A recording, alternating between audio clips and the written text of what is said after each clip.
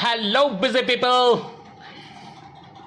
మీరు నిజామాబాద్ జిల్లాలో ఉన్న ఒక పవిత్రమైన శివాలయం గురించి ఇప్పుడు మనం తెలుసుకున్నాం. Let's go. ఇది నిజామాబాద్ జిల్లాలో కంటేశ్వర్ ఏరియాలో ఈ నీలకంఠేశ్వర స్వామి టెంపుల్, ఈ దేవస్థానము మనకు దర్శనమిస్తుంది. ఈ దేవస్థానం ఇక్కడ అత్యంత ప్రాచీన కాలంలో నిర్మించబడిన దేవస్థానం ఇది. ఈ నీలకంఠేశ్వర స్వామి యొక్క దేవస్థానం ఉండడం వల్ల ఈ ప్రాంతానికి కంఠేశ్వర్ అనే నామం పెట్టడం జరిగింది.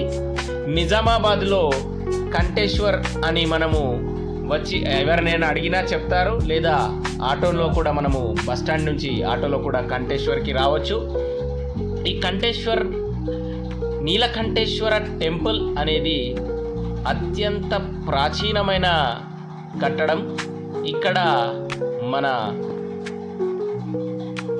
శివుడు స్వయంగా వెలిసిన లింగము, ఉద్భవించిన లింగము ఇక్కడ మనకు దర్శనమిస్తుంది. ఇది అత్యంత పొడవైన ధ్వజస్తంభము ఇక్కడ నిర్మించడం జరిగింది. ఈ ఆలయ ప్రత్యేకత ఏమిటంటే ఇది అత్యంత పురాతనమైనది. ఇక్కడికి ఫిబ్రవరి మాసంలో మనకి ఒక జాతర జరుగుతుంది.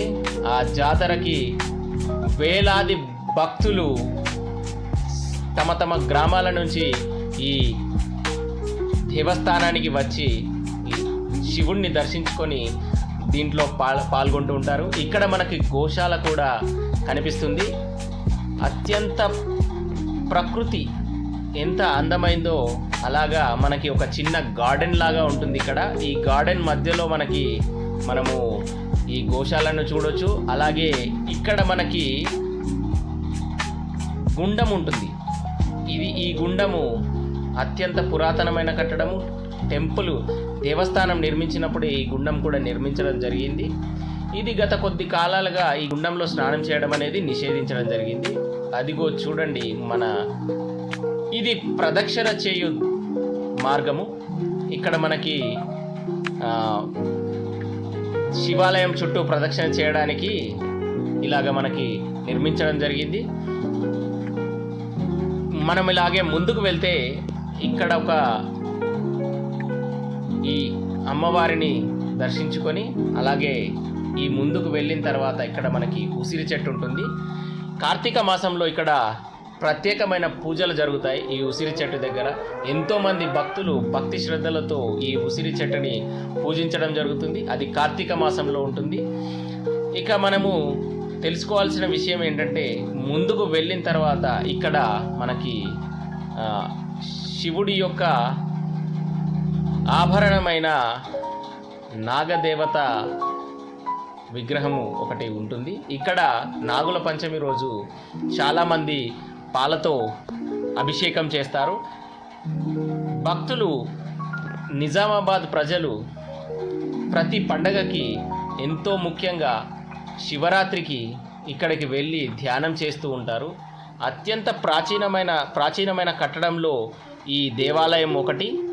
ఇది మీరు ఇకపై ఎప్పుడైనా బాసర క్షేత్రానికి వెళ్ళాలని అనుకున్నప్పుడు మీరు ఇక్కడికి వచ్చి నిజామాబాద్లో నిర్మించిన ఈ అతి పురాతనమైన కట్టడాన్ని మీరు దర్శించుకోవాల్సిందిగా కోరుచున్నాము. ఇక్కడ ప్రతి సోమవారము మనకి అన్నదానం జరుగుతుంది. ఈ అన్నదానము ప్రతి సోమవారము భక్తులు తమకు నచ్చిన భక్తియుక్తులతో వాళ్ళు ఇచ్చే కానుకలతో ఇక్కడ అన్నదానము జరుగుతుంది. కావున భక్తులు ఎవరైనా వారికి తోచిన సహాయాన్ని కూడా అందించే అవకాశం ఉంది. ఇంకా మనకి ఈ కంఠేశ్వర్ దేవాలయంలో చాలామంది శ్రీ సత్యనారాయణ స్వామి పూజ చేయడం కూడా జరుగుతుంది. ఇది కార్యాలయము. ఇక్కడ మనము వాళ్ళని సంప్రదించినట్టయితే పూజకు సంబంధించిన సామాగ్రి మరియు ఎంతవరకు అమౌంట్ అవుతుందో వాళ్ళు చెప్తారు. మనము సత్యనారాయణ పూజ కూడా ఇక్కడ నిర్వహించుకోవచ్చు. అలాగే ఇది ప్రతి దేవాలయానికి 2 ద్వారాలు ఉన్నట్టుగా ఈ కంఠేశ్వర దేవాలయానికి కూడా 2 ద్వారాలు ఉంటాయి. ఇది 2వ ద్వారం. ఇక్కడ ప్రతి ఫిబ్రవరి మాసంలో జాతర జరుగుతుందని చెప్పాను కదా, దానికి సంబంధించిన రథం ఇది. ఇది పురాతనమైంది. ఇంకొకటి కొత్తగా వీళ్ళు తయారు చేయడం జరిగింది. ఈ రథాన్ని తల్లి గోరి వద్దకి వీళ్ళు తీసుకెళ్లి అక్కడి నుంచి ఇక్కడికి తీసుకొస్తారు. ఈసారి వచ్చినప్పుడు మీరు ఖచ్చితంగా చూడండి. సబ్స్క్రైబ్. బాయ్. సకల దేవతల గోమాత దర్శించుకోండి. అలాగే తర్వాత మనకి నవగ్రహాలు కూడా ఇక్కడ ఉండడం జరుగుతుంది.